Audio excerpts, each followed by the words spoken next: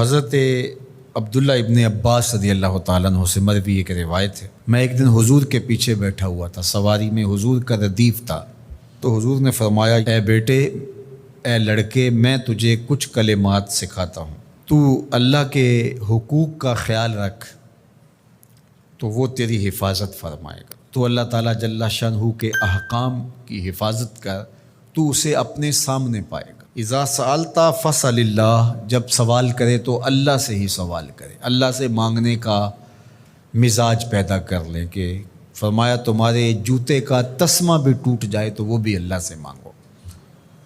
ضرور بازار میں جاؤ دکاندار سے، لیکن حقیقی طلب اللہ سے ہونی چاہیے۔ بات بات پہ اللہ سے سوال کرو، بڑی سے بڑی چیز بھی اس سے مانگو، چھوٹی سے چھوٹی چیز بھی اسی سے طلب کرو۔ ہماری ساری ضرورتوں کا کفیل ہمارا رب، ہمارا مالک ہے۔ تو دوسری نصیحت یہ کی کہ جب تو استعانت طلب کرے، مدد طلب کرے تو اللہ سے ہی استعانت طلب کرے۔ وعلم، اور جان کہ اگر ساری امت، سارے لوگ، پوری قوم جمع ہو کے تمہیں فائدہ پہنچانے کی کوشش میں لگ جائیں تو تمہیں وہی فائدہ پہنچا سکتے ہیں جو تیرے لیے تیرے رب نے لکھا ہے۔ اور فرمایا وَإِنِ اجْتَمَعُوا عَلَىٰ أَن يَضُرُّوكَ بِشَيْءٍ، اور اگر تمہیں نقصان پہنچانے کے درپے ہو جائیں، لَمْ يَضُرُّوكَ إِلَّا بِشَيْءٍ قَدْ كَتَبَهُ اللَّهُ عَلَيْكَ، تو تجھے صرف وہی نقصان پہنچا سکتے ہیں جو اللہ نے تیرے لیے لکھا ہے۔ سارا زمانہ بھی مخالف ہو جائے، تیرا کچھ نہیں بگاڑ سکتا۔ ہاں، تیرے مقدر میں اگر کوئی چیز، کوئی بگاڑ لکھا ہے تو وہ ہوگا، اس کا ذریعہ وہ بن جائیں گے۔ تو اس لیے پھر اسی سے مانگو، اسی سے طلب کرو۔ رفعت الاقلام وجفت الصحف، جو لکھنا تھا اللہ نے لکھ دیا، لکھنے کے بعد قلم اٹھا لیا گیا اور جن صحیفوں پہ لکھا تھا وہ خشک ہو گئے۔ اب کتابیں بند ہیں، تو اس لیے اس نے تیرے لیے جو لکھا ہے وہ ہو کے رہے گا، تو خام خواہ لوگوں سے ڈرنے کی ضرورت نہیں ہے، اور تیرا فائدہ، تیرا نقصان اسی کے دستے قدرت میں ہے، تو اسی سے طلب کر، اسی سے مانگ۔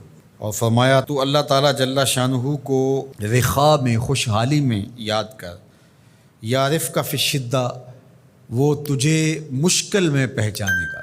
یعنی جو شخص خوشحالی کے دور میں اس کے پاس دولت ہے، صحت ہے، تو اللہ تعالیٰ کو فراموش نہیں کرتا، اللہ اس کی بدحالی کے زمانے میں اس کو فراموش نہیں کرتا۔ وعلم، اور جان، ان النصر مع الصبر، کہ جو مدد ہے وہ صبر کے ساتھ آتی ہے۔ وان الفرج مع الکرب، اور کشادگی جو ہے وہ مشکل کے ساتھ آتی ہے۔ وان مع العسر یسرا، اور سہولت جو ہے وہ مشقت برداشت کرنے کے بعد آتی ہے، تنگی کے بعد فراخی آتی ہے۔ پہلو مشکل پھر تمنا، پہلو کنڈا پھر پل، شاید مگروں پہلو مکھیاں ڈس دیاں ڈنگ والیاں۔ تو یہ سب ہوتا ہے، مشکلات، تکلیفیں، آلام، مصائب، ان سب سے گزر کر کے آسانیاں آتی ہیں۔ خود حضور کی زندگی دیکھ لیجئے، مدنی زندگی مکی زندگی کے گزرنے کے بعد، طائف کے مراحل کو طے کرنے کے بعد آتی ہے۔